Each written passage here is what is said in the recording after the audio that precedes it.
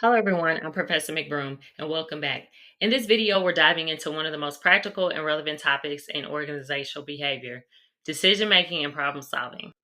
Whether you're a manager, a team member, or a student deciding what to eat for lunch, you're constantly making decisions. But in organizations, decisions can shape strategy, impact hundreds of employees, and sometimes even make or break a company's reputation. So, what exactly is decision making? In simple terms, decision making is the process of choosing one alternative from among several. Problem solving, on the other hand, is finding the answer to a specific question or issue. Here's an example. If a manager at Starbucks decides to introduce a new seasonal drink, that's decision making. But if the question is why are customers' satisfaction scores dropping, that's problem solving.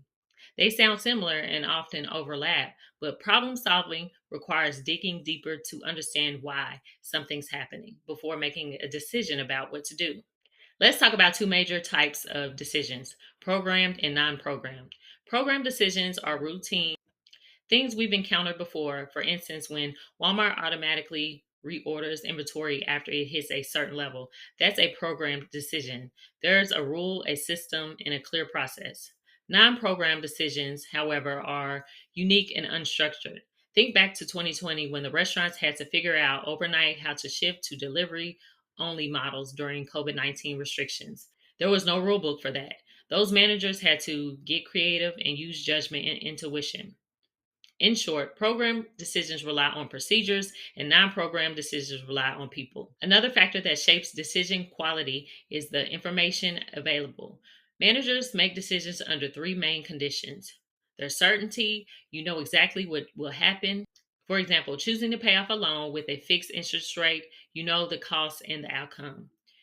And then there's risk. You have some data, but not guaranteed. Think about Apple launching a new iPhone model. They can forecast sales, but they can't predict market reaction perfectly. And then there's uncertainty. You're basically operating in the dark. When Netflix decided to shift from DVD rentals to streaming, there was no clear data that customers would adopt that model. They had to trust their analysis and their gut. Now, in theory, managers are supposed to follow the rational decision making model. It's logical, structured, and step by step. One is identify the goal, two is define the problem, three is guarantee alternatives, four is evaluate options, five is choose the best one, six is implement it, seven is monitor results. It sounds great, but let's be honest, real world decision making rarely goes this smoothly.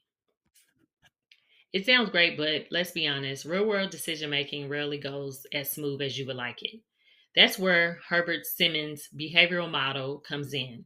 He introduced the concept of bounding rationality, the idea that humans want to make rational choices but are limited by time, information, and even personal biases.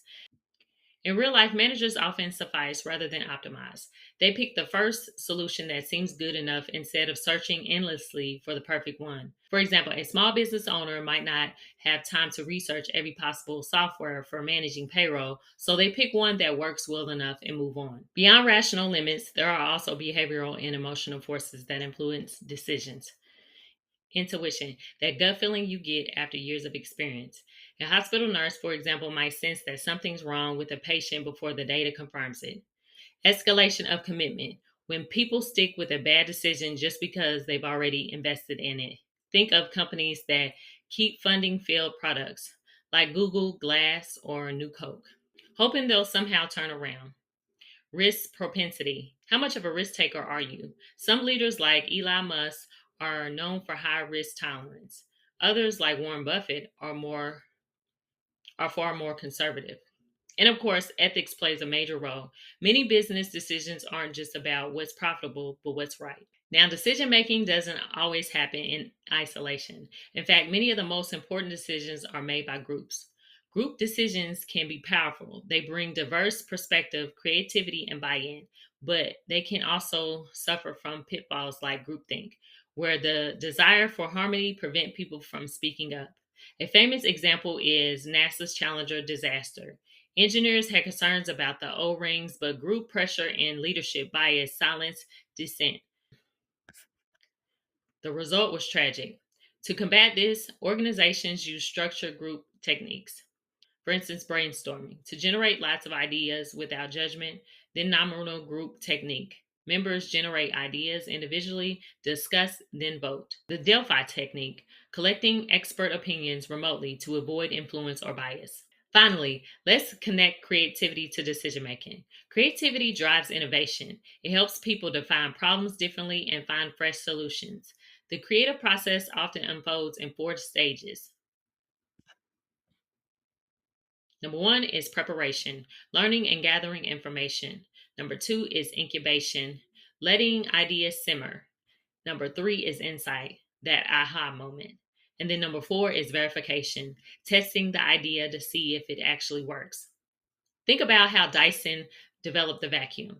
James Dyson went through more than 5,000 prototypes before he landed on the one that worked. That's preparation, incubation, insight, and verification in action. So, to summarize, effective decision making is organizations blend logic, behavioral awareness, and creativity. Managers who understand these dynamics are better equipped to navigate uncertainty, lead teams, and make ethical, evidence based choices that move their organizations forward. So, the next time you're faced with a tough choice, whether it's in your job or personal life, try to pause and ask yourself, am I being rational, behavioral, or creative right now? Chances are the best decisions combine all three. Thanks for watching. If you found this helpful, please like and share. See you in the next one.